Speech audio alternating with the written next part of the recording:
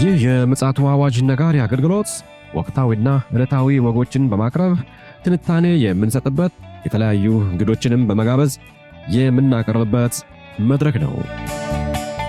መረጃዎችን ያጠናከረ ይዞልን የሚመጣው ፓስተር አለማየሁ ነሙ ሲሆን ፕሮግራሙን የመራና መሰናዶውን ኤዲት በማድረግ ወደ እናንተ የሚያቀርበው ይልቃል አስራት ነው። መልካም ጊዜ። ሻሎም ሻሎም፣ ውድ የተከበራችሁ የምፅዓቱ አዋጅ ነጋሪ አድማጮቻችን እንዴት ዋላችሁ? ሰላም ለእናንተ ይሁን። ከዚህ ከምፅዓቱ አዋጅ ነጋሪ አገልግሎት ሰላምታችን ይድረሳችሁ። እንደተለመደው እንግዲህ ዓለማችንን ወቅታዊ ጉዳይ በመጽሐፍ ቅዱስ እይታ ለመዳሰስና ለእናንተም ግንዛቤ እንዲሆን እንዲሁም ደግሞ ወንጌላውያን አብያተ ክርስቲያናት ቤተክርስቲያን መሪዎችም ጭምር መልእክት ለማስተላለፍና ለማንቃት ወደ እናንተ መተናል። ይህንንም ደግሞ የማንቂያ ደወል ደግሞ ለመደወል መረጃዎችን እያጠናከረ ይዞልን የሚመጣው ወንድማችን ፓስተር አለማየሁ ነሙ አጠገቤ ሆኖ እየተጠባበቀ ይገኛል። እንግዲህ ከእርሱ ጋር መልካም ጊዜ እንዲኖረን እመኛለሁ። ይልቃል አስራት ነኝ ከምፅዓቱ አዋጅ ነጋሪ አገልግሎት። ውድ አድማጮቻችን እንግዲህ አጠገቤ ፓስተር አለ። እንደተለመደው እንግዲህ ከትላንትም ጀምሮ በዛሬው ዕለትም እየተሰሙ ያሉትን መረጃዎች አሰባስቦ የማንቂያ ደወል ሊያጋራን አጠገቤ ይገኛል። እርሱ ጋር እንግዲህ ጥሩ ጊዜ ይኖረናል። ሰላምታ ከተለዋወጠን በኋላ በቀጥታ ወደ መረጃችን እናመራለን። ሰላም ላንተ ይሁን ፓስተር፣ እንዴት ነህ? እንደምን አለ ወንድም ይልቃል? እግዚአብሔር ይመስገን። እንግዲህ ያው የዓለማችን መገናኛ ብዙሃን የሚያስደምጡን በርከት ያሉ መረጃዎች አሉ። ከዛ ውስጥ እንግዲህ ነቀስ አድርገህ ለኛ ይሆናሉ ብለን የምታስበውን ወደኛ ልታጋራን መጥተሃልና መረጃውን ታጋራናለህ። በቅድሚያ ግን ሰሞኑን እንግዲህ አንዳንድ መረጃዎችን አጋርተን ነበረ። ብዙ ሰዎች መልእክታቸውን በመልእክት ሳጥን ውስጥ አጋርተውናል። ትንሽ እንደው የማጥሪያ ነገር እንደው ስለሚያስፈልግ ብዙ ጊዜ እንደዚህ አልፎ አልፎ አንዳንድ አገራዊ የሆኑ ጉዳዮችን ያመጣን ሚዲያ ስለሆነ የማንቂያ መልእክቶችን እናጋራለን። አንዳንድ ሰዎች ትንሽ ባሉታዊ ጎኑ እየተረጎሙ ስላልተረዱን ይመስለኛል እና እንደው ምናልባት አጠር ያለች ምላሽ ስለሚያስፈልግ እንደው ምን ትላለህ በዚህ አቅጣጫ ላይ? አይ ወንድም ይልቃል፣ ይሄ ምንድነው የተለመደ ጉዳይ ነው። ምክንያቱም የተለመደ ጉዳይ ነው ስለ ከመቶ በመቶ ያንተን ሀሳብ የሚደግፍ ሰው መጠበቅም የለብህም። ከጠበቅ ስተት ነው ራሱ። ትክክል ገብቷል። ሀሳባችንን የማይደግፉ ወይም ደግሞ በራሳቸው እይታ ብቻ የሚያዩ የእኛን እይታ የማይረዱ ይኖራሉ። እኛ ስለ ሀገር ስንናገር ምንድነው ህዝብን ከማክበር ሀገርን ከመውደድ ገብቷል እና ለሀገራችን በጎና ቅን ነገር ከማሰብ በመነሳት ነው። ሌላ ደግሞ እውነታን በመያዝ ነው እና ብዙ ዘመናት ባለማወቅ በእውቀት አልበኝነት የሌሎች መጠቀሚያ ህዝብ ሲሆን ቆይቷል። አሁን የህዝብ እንደዛ እንዳይሆን ነው እንዲያውቅ፣ ትውልዱ እንዲያውቅ፣ እንዲነቃ፣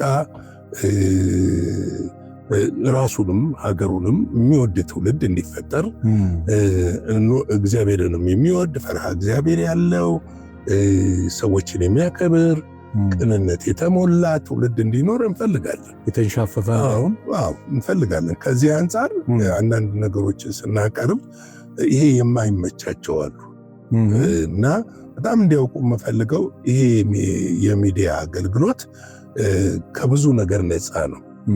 ብሔር ላይ አያተኩርም። ፖለቲካ ማለት የሆነ የፖለቲካ ዘውግ በመደገፍ አያተኩርም። የሚያተኩረው እውነታና እውነታ ላይ ነው። አብዛኛው እንትናችን ከመጽሐፍ ቅዱስ አንጻር ላይ ስለ መጨረሻው ዘመን የሚያተኩር ሆኖ ነገር ግን ሀገራዊ ኢሹ ላይ ሲሆን ደግሞ መታረም ያለበት መቅናት ያለበት ገብተዋል። አንዱ ከርሱን ሊሞላ ሌላው ማለቅ የለበትም። ሌላው እንትን ማለት የለበትም። ይሄ ጸያፋ ነገር ነው። እንደነዚህ አይነቶችን እጸጽ የሆኑ ነገሮችን አውጥተን ነው ትውልድ ማወቅ አለበት። ምክንያቱም እኛም ማህበረሰብ ውስጥ ወጣቶች ስላሉ በሆነ ንፋስ ተገፍተው እንዳይሄዱና ራሳቸውን በእግዚአብሔር ቃል እይታም ቢሆን ካለው ነገርም እይታ ቢሆን ራሳቸው መለወጥ እንዲችሉ ማድረግ አለብን የሚል በትክክለኛው መስመር ተቀምጠው ለሀገር የሚጠቅሙ ትውልዶች እንዲሆኑ ነው እንግዲህ መልእክት ያስተላለፍ ነው። አንዳንዶች ደግሞ እንዲሁ ተደጓሚም አድርገው የሳሉንም ስላሉ አይሰየው የሚደጉመን ካገኘን እግዚአብሔር ይባርከው። ከእውነታ ውጭ ወደ ኋላ የምንልበት ምንም ምክንያት የለም። የሚደጉመን ካለ ጌታ ይባርከው። እውነት የሚደጉመን ካለ እስካሁን ግን የሚደጉመን አይደለም። የሚደግፉን እንኳን ብዙ አላየንም። አልፎ አልፎ ግለሰቦች ያቅማቸውን እግዚአብሔር በረዳቸው መጠን ከጎናችን ይቆማሉ። እነሱን እግዚአብሔር ይባርካቸው ማለት እንፈልጋለን። ጌታ ኢየሱስ ይባርክ። እስኪ እንግዲህ ይዘህልን ወደ መጣሁ መረጃ እናምራ። እንግዲህ ምንድነው መሰለህ አሁን የትንቢቱ ቃል ጥርት እያለ እየመጣ ይመስላል። አሁን ያለው ነገር ስትመለከተ በተለይ ሕዝቅኤል ላይ የተነገረው ነገር 38-39 ላይ ብዙ ጊዜ እናነሳዋለን። እዛ ላይ ያለው ጥርት እያለ እየመጣ ነው ያለው። ይሄው ምንድነው እንግዲህ ሰሞኑን ዶናልድ ትራምፕ አንድ መግለጫ ሰጥተዋል። ይህ መግለጫ ምንድነው? ዶናልድ ትራምፕ የጦር ሰፈራቸውን ሊዘጉ እንደሆነ ነው። አውሮፓ ያሉትን የጦር ሰፈር ሊዘጉ እንደሆነ ነው በዋናነት እንግዲህ ሊዘጉ ያሰቡት። እንደ ዌል ስትሪት ጆርናል መረጃ ከሆነ ፕሬዚዳንት ዶናልድ ትራምፕ በስፔን እና በጀርመን የሚገኘውን የአሜሪካ የጦር ሰፈር ለመዝጋት እያሰቡ በእርግጥ ኦልሬዲ እንትን ያለ ጉዳይ ነው የሚዘጉት ይታወቃልና ይህንን ጉዳይ እያሰቡ ነው። ይህ ተጠቃሽ እርምጃ ከኢራን ጋር በተያያዘ ወቅታዊ ሁኔታ ላይ ከተፈጠረው የአቋም አለመጣጣሞች ጋር የተያያዘ ሲሆን ባለስልጣናቱ ቁልፍ ከሆኑ አጋራት የሚጠበቀው ትብብር አናሳ መሆኑና ስጋት እንደፈጠረባቸው ጠቅሰው በስፔን የሚገኘውን እንድ ሮታ የባህር ኃይል ጣቢያ እና ሞሮን የአየር ኃይል ሰፈርን ያለውን ማዕከል ለአሜሪካ ወታደራዊ እንቅስቃሴ በተለይ ሎጂስቲክስ እና ለወታደራዊ ስምሪት ቁልፍ ስልታዊ ሚና ሲጫወት የቆዩ ቢሆንም እነዚህን እንደሚዘጉ ዶናልድ ትራምፕ ተናግረዋል። እንግዲህ ይህንን ሲዘጉ አማራጭ ያደርገው የወሰዱት ደግሞ ፖላንድ፣ ሩማንያ፣ ሉቴኒያ እና ግሪክ ያሉ ሀገሮችን አማራጭ አድርገው እየወሰዱ ነው ያሉት። በእነዚህ የጦር ሰፈሮች ላይ ለመዝጋት እየተንደረደሩ እንደሆነ ታይቷል። እንግዲህ እነዚህ ሀገራት ከአሜሪካ ጋር ያላቸው አሰላለፍ የተሻለ ተደርጎ መታሰቡ ለምርጫው ምክንያት ሆነዋል። እነዚህ ለምሳሌ ፖላንድን፣ ሩማንያ፣ ሉቴኒያ እና ግሪክን በተለይ ደግሞ ፖላንድ፣ ሩማንያ፣ ሊታኒያ እነዚህ ለራሽያ የቀረቡ ሀገሮች ናቸው። እነዚህን እንደ ስትራቴጂክ አድርጎ መውሰድ እየታሰበ የሚገኝ እንደሆነ እየተናገሩ ነው ያሉት። እንግዲህ ምን ያህል ዘለቄታ እንዳለው ባይታወቅም ማለት ነው። አዎ ወደ ዋናው ነገር ልምጣልና የጦር ሰፈሩ ነው የመዝጋት ወይም የማዛወር ውሳኔ ተግባራዊ ከሆነ አውሮፓ ያለው የአሜሪካ ወታደራዊ አቋም በእጅጉ የሚቀየር ይሆናል። ይሄውም በእጅጉ የሚቀየር ይሆናል ስንል በኔቶ በእርግጥ ኔቶ አሁንም አደጋ ላይ ያለ የጦር ድርጅት ነው። ነገር ግን የበለጠ ኔቶን አፈራርሳለሁ ያሉትን የዶናልድ ትራምፕ ሳቤ ወደ እንትኑ ሊመጣ ይችላል። እኔ እሱ አይደለም ይቀር እነዚህ ሁለቱ ሀገሮች ጀርመን ጎሜር በሚል ጀርመንና የምስራቅ አፍሪካ ምስራቅ አውሮፓ ያሉ ሀገራት ሁለቱም ስፔን፣ ታርሴስ እነዚህ ሁለቱ በጎግ ማንጎግ ጦርነት ላይ የሚሳተፉ ናቸው። ወሳኝ ሚና ያላቸው ሁለቱ ሀገሮች ደግሞ ስትመለከት አሁን ላይ ከእስራኤል ጋር ያላቸውን ግንኙነት እያላሉ የመጡ ናቸው። ጀርመን ከአሜሪካ ቀጥሎ ዋነኛ የጦር መሳሪያ ሻጭ ነበረች፣ አቅራቢ ነበረች ለእስራኤል። አቁማለች፣ ይሄንን አቁማለች። እና እነዚህ ሁለቱ ሀገሮች ለምንድነው ከሌሎቹ ለምሳሌ ፈረንሳይ ተቃውማለች፣ እንግሊዝ ተቃውማለች በጦርነቱ። እንደውም ከጀርመንም በላይ ከረር ያለ አቋም የያዘችው እንግሊዝ ነች። ግን እንግሊዝ ላይ እርምጃው አልመጣም። ለምንድነው እነዚህ ሀገሮች ላይ የሆነው ብለህ ስትመለከት አየህ ነገሮች እየተገፉ ጥርት እያሉ ወደ ትንቢቱ መውጫ እየመጡ ነው ያሉት። ወደ ትንቢቱ መውጫ እየመጡ ነው ያሉት። አሁን እነዚህ ጎሜር ከጎግ ጋር አብሮ የሚሰለፍ ነው። ተርሴስን ከወዲያ ይጠራል። ከወዲህ ደግሞ እነ ሊቢያ ይመጣሉ ከአፍሪካ። ከወዲህ ደግሞ ኩሽ ይላል። የኩሽ እንግዲህ አወዛጋቢ ነው። ሱዳንም ኢትዮጵያንም የሚስረው ይባላል። አዎ እና ከኩሽ ይዞ ይመጣል። አሁን ደግሞ የእስራኤል ዋና ወዳጅና ጥብቅ ወዳጅ የሆነችው አሜሪካ በዚህ ሰዓት ገብቷል። ከእስራኤል ጋር አብራ ኢራንን ስትወጋ የነበረችው አሜሪካን ባለመደገፋቸው ባለማገዛቸው አንቲሴሜቲክስ በአውሮፓ እየተስፋፋ እንደመጣ እያወቀች ስለመጣች አሜሪካ አሁን ምን እያደረገች ነው ብለን ስንመለከት ከእነዚህ ሀገሮች የጦር ሰፈሬን አወጣለሁ እዘጋለሁ እያለች ነው ያለችው። የጦር ሰፈር የመዝጋት ወይም የማዛወር ውሳኔ ተግባራዊ ከሆነ በአውሮፓ ያለው የአሜሪካ ወታደራዊ አቋም እጅጉን ሊዳከም ይችላል የሚልም ስጋት አለ። ከዚህ አንጻር ደግሞ የኔቶ ወታደራዊ አቋም ስጋት ላይ ይወድቃል የሚሉ ነገሮች እየሰፉ እየመጡ ናቸው። እንድታያይዝልኝ ደግሞ ሌላም በሌላ አቅጣጫም እየተሰሙ ያሉ መረጃዎች አሉና በዚሁ ከአውሮፓ ሳንወጣ ማለት ነውና የአውሮፓ ህብረት በትላንትናው ዕለት በጣም የሚገርም ነገር ነው የተናገረውና ምንድን ያሉት አውሮፓ በአሁኑ ሰዓት በጣም ውስን የሆነ አቅም ይዛ ነው የተገኘችውና በተለይም ጥገኛ መሆኗ የቅኝ ግዛት ምንድነው የእጅ አዙር ቅኝ ግዛት ቀንበር ስር እየወደቀች ነው ያለችውና እንደገና ከዚህ ተጽዕኖ ለመውጣት በጣም መታገልና የተለያየ ስትራቴጂዎችን ነድፈን መንቀሳቀስ አለብን የሚል በጣም አስገራሚ የሆነ ነገር ነው የተናገሩት። አንደኛው ሆነ አንተ ያልከው ነው።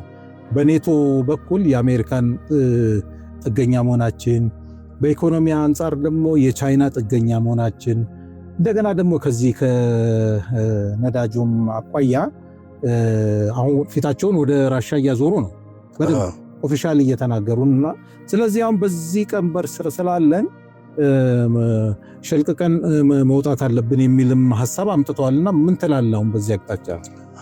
እንግዲህ ይሄ ነው አሁን የትንቢቱ ፍጻሜ እየመጣ እንደሆነ የምትመለከተው። አውሮፓውያኖች በተወሰነ በከፊል አሜሪካንም የሚደግፉ አሉ፣ እስራኤልን የሚደግፉ አሉ። አንቲ ደግሞ እስራኤል የሆኑ አሉ። ገብተዋል። አሁን ኔቶ ወደ መጨረሻው እየተቃረበ መሆኑን የምትመለከተው በዚህ ጦርነት ውስጥ አሜሪካንን አልደገፈም። ነገር ግን ደግሞ የኔቶ ከፍተኛ በጀት የሚሸፈነው በአሜሪካ ነው። ለምሳሌ 1/3 የጦር መሳሪያና 1/3 በጀት በኔቶ ነው የሚሸፈነው፣ በአሜሪካ ነው የሚሸፈነው። ስለዚህ ይሄ ሁኔታ አውሮፓን ምን አድርጎታል? ከባብሎታል። ሌላው ቅድም አንድ ያነሳኋል በአይኤምኤፍ እና ወርልድ ባንክ በዚህ በነዳጅ ክራይሲስ ምክንያት የዓለም ኢኮኖሚ አደጋ ላይ መሆኑን አስጠንቅቋል። አሁን በዚህ በነዳጅ ምክንያት ከተጎዱ ሀገሮች መካከል ከታዳጊ ሀገሮች ውጭ ሪሶርስ አላቸው የተባሉ የአውሮፓ ሀገሮች ናቸው በከፍተኛ ሁኔታ እየተጎዱ ያሉት። ለምንድን ነው የአውሮፓ ሀገሮች በከፍተኛ ሁኔታ እየተጎዱ ያሉት? ከራሽያ ፊታቸውን ወደ አረቦቹ መልሰው ነበር። ጋዝም ሌሎችም በእርግጥ በፊትም ይገዛሉ በተወሰነ መጠን፣ ነገር ግን ከሩሲያ በቧንቧ ነው አጠገባቸው ቤታቸው ድረስ የሚቀርብላቸው ነው። ይሄ ሁኔታ በመቆሙ የተነሳ በራሳቸው በማዕቀብ በመጣል በማቆማቸው የተነሳ ከፍተኛ ተጎጂ ሆነዋል። አሜሪካ በዚህ ጦርነት በእርግጥ እሷም ጉዳት አላት። ለጦርነቱ ከምታወጣው ኮስት አንጻርም በአሜሪካም ኢኮኖሚ ላይ ተጽዕኖ አለው። ነገር ግን ምንድነው አውሮፓን እንትን ያለው የሚለውን ስንመለከት አውሮፓውያኖች አሁን ፊታቸውን ወደ ሩሲያ ወደ ነዳጅ መግዛቱ ማዞራቸው የሀገራቸውን ህልውና ከማዳን አንጻር ነው። አንደኛ በፊት የሚገዙት ጋዝ በረካሽ የሚገዙት የሩሲያን ጋዝ በውድ ከሚገዙት ከአረቦችና ከአሜሪካ ከሚያስመጡት አላዋጣቸው። በተለይ ከአልጄሪያ የሚመጣው ለነሱ እንትን በጣም አትሊስት ከቨር አድርጎ ነበር። አሁን ትላንትና ይመስለኛል ኦፔክ ሀገራት ተሰባስበዋል። አይተሃል? የነዳጅ አምራች ሀገራት እና በእጥፍ ለማምረት ውሳኔ ላይ የደረሱ ይመስለኛል። እና አሁን አልጄሪያ ለአውሮፓ የምታደርገውን ይሄ ደብል አድርገዋለች እና ምናልባት እዛ ላይ ትንሽ ተስፋ ያገኙ ይመስለኛል ከሩሲያው ውጪ። አዎ እሱ ምንድነው መሰል በፊትም ከአልጄሪያ ይገዛሉ፣ በመጠን ነበር የሚገዙት። ያ ሙሉ ለሙሉ ያላቸውን ፍጆታ ይሸፍናል ማለት አይደለም። ነገር ግን ይሄ ሁኔታ የተጠበቀ ነው። እንግዲህ አሁን ምንድነው በተለይ አሜሪካ ስፔንና ጀርመንን በዲፕሎማሲያዊ መንገድ የኢራን ውጥረት ለማርገብ መሞከራቸው ዋሽንግተንን እነዚህ ሀገራት እንደ አስተማማኝ አጋር እንዳታያቸው አድርጓል። የጦር ሰፈሮችን ወደ ፖላንድ፣ ሩማንያ፣ ሊቱዌኒያ የማዞርም እቅድ አሜሪካ ከዲፕሎማሲያዊ አውሮፓ ይልቅ ወታደራዊ አውሮፓን መምረጥ ያሳያል የሚል እንድምታ አለው። እዚህ ላይ እንግዲህ አንድ ነገር እናንሳ። የስፔኑ ጠቅላይ ሚኒስትር ለአውሮፓ ህብረት ጥያቄ ሊያቀርቡ እየተዘጋጁ ነው ያሉት። ምንድነው በአሜሪካና ኢራን በሚያደርጉት ነገሮች እስራኤል ላይ ከፍተኛ ማዕቀብ እንዲጣልና እስራኤል ከአውሮፓ ህብረት እንድትገለል ለማድረግ ከፍተኛ ጥረት እያደረጉ ይገኛሉ። ይህንንም ሐሳባቸውን የገለጹ ሲሆን ምናልባትም ይህንን ሐሳባቸውን ለአውሮፓ ፓርላማ እንደሚያቀርቡና ለህብረቱ እንደሚያቀርቡ አስታውቀዋል። እንግዲህ ስፔን እንደምታውቀው ከዚህ በፊትም ባለፈውም እንዳየነው ከኢራን ጋር የዲፕሎማሲ ግንኙነት ከጀመሩ አገሮች መካከል አንዷ ነች ስፔን። ይሄ የዲፕሎማሲ ግንኙነቷ ደግሞ ማንም ሊከለክለኝ አይችልም የሚል እና መብት እንደሆነ አጽንኦት ሰጥታለች። ሌላው እንደውም ስፔን ነገሮቹን ከአውሮፓ የፉትቦል ከአውሮፓ የባህል ማዕከል የባህል እንትን ህብረት ከዓለም አቀፍ ፉትቦል እስራኤል እንድትታገድ ጥረት እያደረገች ነው ያለችው። ይህንን ጥረት ደግሞ በአንጻሩ አይርላንዶች እየደገፉ ነው ያሉት። ስለዚህ እነዚህ አይነት ነገሮች የሚያመለክቱት አሁን ሰው እንደሚያስበው የፖለቲካ የጥቅም ጉዳይ ሳይሆን በመጽሐፉ ላይ የተጻፈውና በመጨረሻው ሰዓት የሚሰባሰቡ ሀገሮች አሉ። በአለፈው ቅዳሜ ዕለት በቀጥታ ስርጭታችን እንዳቀረብነው ራዕይ 13 ላይ ያሉት እነዚህ አገሮች አውሮፓ 10 አገሮች መሰባሰብ አለባቸው። ከ10 አንዷ ራሽያ ነች፣ አንዷ ጀርመን ነች፣ አንዷ ስፔን ነች። እንግዲህ ሌሎችም አሉ። ራሽያ ሰባሳቢ እግር የምትሆነች የድቡ እግር ተሰጠው የሚለው እሷ ነች። እንግዲህ እነዚህ መሰባሰብ አለባቸው። መሰባሰብ ማለት ምን ማለት ነው ስንል የትንቢቱ ፍጻሜ መንገድ ጠራጊ መሆን አለባቸው። ትንቢቱ እንዲፈጸም ገብተዋል። ትንቢቱ እንዲፈጸም ብዙ ሰዎች አሁን ያለው ነገር ሊረግብ እንደሚችል ያስባሉ። ግን አይደለም። መልክ ሊቀይር ይችላል። ግን መርከብ ሳይሆን መልክ ሊቀይር ይችላል እንጂ መጽሐፍ ቅዱስ እንደሚለው ውጥረቶቹ እየጨመሩ ነው የሚመጡት። ለዚህ ነው ይህንን ነገር በደንብ ልናስብበት ያስፈልጋል ብዬ የማስበው። እንግዲህ የስፔኑ ጠቅላይ ሚኒስትር ፔድሮ ሳንቼዝ ሀገራቸው የአውሮፓ ህብረት ከእስራኤል ጋር ያለውን የአጋርነት ስምምነት እንዲያቋርጥ በይፋ ጥያቄ እንደሚያቀርቡ አስታውቀዋል። ጠቅላይ ሚኒስትሩ ጠንካራ አቋም ያራመዱት እስራኤል ዓለም አቀፍ ሕጎችን እየጣሰች ነው በሚል ምክንያት መሆኑን ገልጸዋል ይላል። እንግዲህ ይሄ ነገር ነው ያለው እና ይህንን ነገር በጥልቀት መመርመርና ማየት ያስፈልጋል። ምን ያህል ዘመኑ አሁን መረዳት ያለብን ምን ያህል ዘመኑ እንደቀረበ ነው። ምን ያህል እንደተጠጋን ነው ወደ መጨረሻ ወደ ጫፉ ላይ እንዴት እንደተጠጋን ነው የሚያመለክተው እና ጫፉ ላይ እንዴት እንደደረስን ነው የሚያመለክተው እና አሁን ለሰቡ ቀላል ሊመስል ይችላል። እነዚህ ሀገሮች እኮ አውሮፓና አሜሪካ ማለት እኮ የአንድ ሳንቲም የሁለት ገጽታ የሆኑ ሀገሮች ናቸው። እውነት ነው እንዴ? የ5 ዓመት የ10 ዓመት ትዝታ ነው። በእኛ ሀገር ላይ እንኳን ማዕቀብ እንዲጣል የሆነ ነገር እንዲደረግ አሜሪካ የወሰነችውን ራሽያም ትወስናለች። ማነው ይቅርታ አውሮፓ ይወስናል። አውሮፓ የወሰነውን አሜሪካ ያጸድቀዋል፣ ይቀበለዋል። እና አሁን ላይ እንዴት ነው እንደዚህ መበታተን የመጣው ብሎ ሰው ቆም ብሎ ማሰብ ያስፈልገዋል። ምክንያቱም በዚህ ፍጥነት መጽሐፍ ቅዱስ ሲል ነገሮችማ አሁን እኮ ፍጥነት ብቻ አይደለም፣ ከፍጥነትም ከቁጥጥርም እየወጡ ነው ያሉት፣ በጣም እየወጡ ነው ያሉት እና ይሄ ነገር ሊታሰብበት የሚገባና እኛ ቅዱሳን ቆም ብለን ልናይ የሚገባበት ምክንያት ነው ብለን እናስባለን። ማየት አለብን፣ ዘመኑን ማየት አለብን፣ መቃኘት አለብን። ኑሮ ሲጨምር ለምን ጨመረ ሳይሆን ዓለም ላይ ትርምስ ሲሆን ለምን ትርምስ ሆነ ማለት ሳይሆን ከውስጥ ከጀርባ ማን ነው ይህንን የሚያተራምሰው? ልክ ነው። ይሄ የአውሬው ስራ ነው። የአውሬው ስራ ስለሆነ ይህንን በደንብ ልናስተውል ይገባል እላለሁ። የጌታ ጸጋ፣ ሰላም፣ ቸርነት ከሁላችን ጋር ይሁን። ምሽት በሌላ ፕሮግራም እንገናኝ። ሻሎም። ጌታ ኢየሱስ አብስቶ ይባርክ። ፓስተር እውነት ነው። ለምንድነው ዘመኑን የማትመረምሩት ብሎ የነገረን ጌታ ኢየሱስ ነው። እኛ ቆም ብለን ዘመኑን እየሆነ ያለውን ነገር ምክንያቱም በተለያየ መንገድ የምንሰማቸው ነገሮች ይኖራሉ። እዛ ማምለጥ አይቻልምና ለምንድነው ይሄ የሆነው የሚለውን ለራሳችን ጥያቄውን በመውሰድ መልሱን ደግሞ ከመጽሐፍ ቅዱስ በማግኘት እንግዲህ ራሳችንን እንድናዘጋጅ ስለሚረዳን እኛ የማንቂያ ደወል ደውለናል። ስለዚህ በዚህ መሰረት ራሳችንን እንድናዘጋጅ ለበጉ ሰርግ ደግሞ ብቁ እንድንሆን ዘይቶቻችንን በመሙላት አዳፋ ልብሳችንን አውልቀን ንጹህን በመልበስ ጌታ ኢየሱስ ክርስቶስን መጠባበቅ አለብን የሚል እንግዲህ የቀኑን መልእክት ወደ እናንተ እናደርሳለን። ውድ አድማጮቻችን ለዛሬ ለዕለተ ሰኞ ለቀን መረጃ ይዘን የመጣ ነው ይህንን ይመስላል። እግዚአብሔር ፈቃዱ ከሆነ ደግሞ ምሽት ላይ ደግሞ በሌላ መልእክትና መረጃ ተመልሰን እንመጣለን። ሻሎም። ለዛሬ ይዘን የመጣነው ወቅታዊ መረጃ ይህንን ይመስል ነበረ። በሌላ ጊዜ በሌላ መሰናዶ እስከምንገናኝ ሰላም ለእናንተ ይሁን።